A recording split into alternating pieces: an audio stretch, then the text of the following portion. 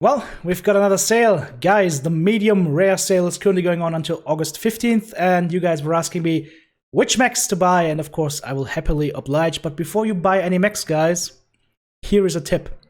Mech bays are currently on sale as well, and I highly recommend you pick up some mech bays while they are on sale. They're at 50% off, so I'm just gonna go ahead and grab myself 10 mech bays because I can. Now let's have a look at the mechs that are currently on sale. As I said, we are looking at medium mechs right now, and that means we have a wide variety of good choices that we need to talk about. First and foremost is the Arctic Wolf. Be careful here, guys. There are a few Omni-mechs in here, the Prime, the A, the P, and the Blood Kit. And there are also some battle mechs here. That means you can switch out the engine, but not the Omnipods. Those are the Arctic Wolf 1 and 2. Both the 1 and 2 allow you to have some nice and interesting builds. If you want to get into the Arctic Wolves, I recommend to get the Arctic Wolf A, because that's the one that comes with ECM, and then just mix and match and just build what kind of mech you want to build. The Blood Kit, I'm not too familiar with it. I would not recommend this particular hero mech because I don't see it very often. I don't see it perform very well, so I would think best to stay away from that thing. Okay, next up we have an Inner Sphere contender, the Assassin, and the Assassin of course is a really interesting Inner Sphere mech. A wide variety of really good builds possible on these. Interesting to me is the Assassin 23. For example, you can do a triple SRM6 build with Artemis, and you can go ahead and have a really good time with that. Also have the 10% reduced missile cooldown, and apparently we are under attack by planes right now, so let me go ahead and close the window, and while I'm at it, find my 88 flag that I have in my garden and kill this guy. Be right back. Well, strike one plane and one kill onto TTB's counter. Okay, so now that we've talked about that, let's have a look at the other models. The 101, that one has 2 missile slots and 4 energy hardpoints. Not that interesting to me, to be honest. What is interesting, however, is the 21, because the 21 can be a very mean backbiter or back striker. You basically just put 4 SRM6s in there, a big XL engine, and you just sneak up between people or behind people and just shoot them in the back. The Dark Death is an interesting assassin. It has ECM capabilities, but it's a little weird in terms of the weapon mounts, so I'd recommend maybe stay away from it because it's very weird. Biter likes this one. I'm not that particular towards it. Now let's have a look at the Blackjacks. Guys, the Blackjacks are fun. Let's talk about the hero mech first, the Blackjack Arrow. As you can see, this thing comes with 6 ballistic mounts, so you can do some nice builds with, let's say, 6 machine guns and large pulse lasers or medium lasers or whatever. You can do some really fun builds with that, so the Arrow is a fun hero mech to play. Looking at the rest of the models available, the Blackjack 3 is very interesting. That is one mean PPC boat. It has 20% PPC velocity, 5% heat generation, 10% energy heat, and 10% energy rate, and 5% energy dissipation. And you can put into the side torsos 2 heavy PPCs, and you have a really good build showcased in a video not too far ago. What you can also look at is the Blackjack 1X as a laser boat. You can fit 8 energy weapons in there, or you could look, for example, to the 1DC or the one that has a ballistic cooldown range and velocity. Same thing for the 1DC. So I would recommend to choose the... You could choose the 1DC because it has 20% ballistic cooldown, and that will allow you to have a nice boat that has a little bit of mixed Dakar and lasers. So a Blackjack overall, really fun mech. Also have a look at the Blackjack 2, guys. The Blackjack 2 can carry 4 missiles, so you can run SRM6 builds on that, you can run streak builds on that. It is deceptively powerful, and a lot of people will go ahead and underestimate its capabilities. And as always, guys, if you're interested in any of the builds, just search through my channel. There's all the builds and guides on how to play them and how to not play them on there. Next up is the Black Lanner. Well, the Black Lanner has an interesting hero. It's the Belanarius that has this big amount of machine guns that you can have. If you don't need that, then the Black Lanner is an interesting mech because it can run mask and you can be a quick striker that just charges in behind enemies and shoots them. It also can run ECM, so if that sounds like a playstyle that you like, just get any odd Black Lanner. It's an Omni-mech, so you can just mix and match, and make sure to pick up the ECM. Let's see, let me just make sure I'm not talking in the wrong thing here. Yeah, so you need the Black Lanner A head here to be able to fit the clan ECM, and then you can just use whatever kind of parts you like. Interesting mech, good at striking, not so good at brawling. I mean, good at dealing damage and getting into the fight, shooting, and then get out of the fight very quickly. Next up is the Bushwhacker, need I say more? High roller, really fun mech to play. You can definitely buy that. You can do some nice Dakar builds on that. There's also the Bushwhacker X2, where you can do triple Dakar builds on. Very fun to play. You can take the, where is it? The S2 if you want to do a missile brawler, for example. You can do the P1 if you want to do a lot of missiles. This one has 6 missile hardpoints. You can do a lot of things with the Bushwhackers. Most of them are good choices. Just pick up whichever you like. Whew. Now we're talking about the Centurion. Now we're talking classic Battletech. First and foremost, Yen Lo Wang, Justin Tsang's mech, and it's actually not one of the most powerful. It's actually one of the weakest of the sort. Yeah, it does have some cooldown quirks and whatnot, but you basically have an AC-20 and 2 medium lasers. That's it. So not that strong. Fun to play. Good to learn twisting, but not that strong. If you want to have a slightly stronger mech, I recommend to have a look at the Centurion 9A, because with this one, you can go AC-10 and triple SRM-6, or you can also look at an AC-20 plus SRM-4 build. There's lots of options that you can choose from that, so Centurion A is the one to take if you want to do some brawling. Next up is the Cicada, and for the Cicadas, you should definitely look at the 3M. The 3M is a variant that has ECM. You can do energy and ballistics on that, so the build right now on screen is not the perfect one. You can have an UAC 5 in there. You have 30% less UAC jam chance and ballistic cooldown velocity, so that's really, really nice. And then on top of that, you should add maybe some medium lasers or whatnot, and you're gonna have a good mech that goes fast and is also able to be fairly safe due to the ECM. The X5, not that interesting, would not recommend that. Jumping into the crabs next, let's take a look at the crab Florentine. That is the Florentine, whatever you want to call it. That's the hero mech. I wouldn't recommend this one because your ballistic weapons and the actual reason to buy this mech, the ballistics, are in the claws, so they will be fairly widely spaced apart. If you want to go for a crab, there is the Crab 27, and this thing can run double AMS and some nice medium pulse laser build, and that is a really solid team supporter that can take quite a bit of damage and also can zombie in the end, so that is what you should pick up if you're looking to pick up a crab. Next up, the Enforcer, not Arn Anderson. Let's have a look at the Ghillie. The Ghillie, I think, is a fun mech to play. You can run this with, first and foremost, it has one of the most outrageous cables I've ever seen. The camouflage here is really, really good with the tree and leaves and whatnot and moss. This thing really hides itself very well on the map, like the Viridian Bog, and you can run like a Gauss rifle on this, plus medium lasers and whatnot. It's a fun mech to play. If you don't want to go with that, then there's other options here where you can do like a mini version of the Centurion, where you go like an AC-20 or an AC-10 and medium lasers. So that's also something that you could consider picking up. One thing the Enforcers are not big on is missiles, if I am correct. Yeah, you won't be able to fit any missiles on those, so no missile brawlers. Next up, TTB's favorite, or one of TTB's favorites, the Gryphon. First and foremost, the Gryphon 2N. That's the one with ECM and 4 missile slots.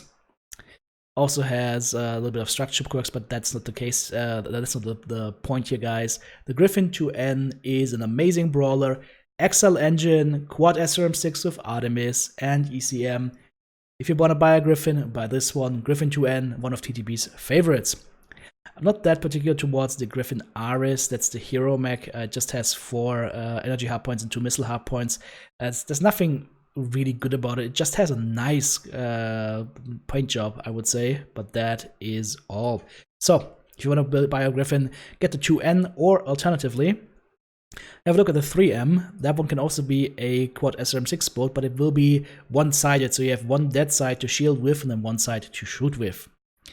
Okay, next up is the Hellspawn. The 7D2 is an interesting hero mech, energy weapons and missiles plus ECM, so that is definitely something that you could look at. For example, with a streak plus medium laser build could be very interesting. If you want to go with the Biter special for the Hellspawn, then go for the Hellspawn 8E triple streak SRM6s plus ECM. Make a really fun combination, and you can easily do over 1000 damage with this thing. Even though it doesn't look like it, it is easily dismissed as not being dangerous, and that is its strength. Okay, let's look at one other Inner Sphere classic, and that's the Hunchback. Hunchback 4G, classic AC20 build, really fun mech to play. The 4P, the classic laser Hunchback, also a lot of fun to play. And if you're interested in doing some missile play, you should look at the 4J or the 4SP. I would recommend, let's see. Yeah, you want to go with the 4SP if you want to do MRMs, because then you can use the missile cooldown quirk and velocity quirks, as well as the energy cooldown and heat. The Gridiron is the hero mech that comes with a Gauss rifle equipped, has Gauss cooldown and ballistic cooldown, so if you want to run a Hunchback of Gauss, then get the Gridiron. Also has a nice paint job. Jumping over to the clan side of things, we've got the Hunchback 2C. First up is the hero, and that is the DW, the Death Wish. And this one has a really nice paint job. It looks really nice, but except from that one torso mount, there's really nothing there that would be too interesting here, except the dual mounts on the arms. If you like the paint job and you want to complete your set, just get it. If not, then, well, just get any one of these that you like. It is an Omnimex, so you can swap out the builds. You can use WX20s here with the Hunchback 2C, the classic one, because it has Ultra Auto Cannon 20 heat scale limit +1. So if you want to do double decker, that's your thing. You could use the Bravo parts for a Lurm boat, or you could use the A parts for a laser boat. Your choice, all good choices. Hunchback 2C is always a solid mech. Huntsman, well, we've got the Packhead. Interesting mech. Also has a nice paint job. Definitely worth picking up if you don't have it yet. If not, just take any one of these, and then, as always, mix and match. You can do some really good SRM brawlers, streakers, and some jump potatoes with it as well. So, Huntsman also quite tanky, deceptively tanky for its size and what it looks like, and is definitely a fun mech to play and has some really good jump capabilities for pop-tarting, as I already said. Well, the ice fridge, is your refrigerator running? No? It's killing everybody, wah! Rainbow Crow, classic ECM long-range thingy. The other ones as well, I don't know, guys. In my opinion, the Ice Ferret is not a really great mech, and you don't really see it a lot, so there is a reason for that. So only do that if you want to complete your set. If not, stay away from it. Kintaro, the Golden Boy. One of the nicest paint jobs out there, really well looking. Pick that up if you don't have it yet, because it's also a good mech.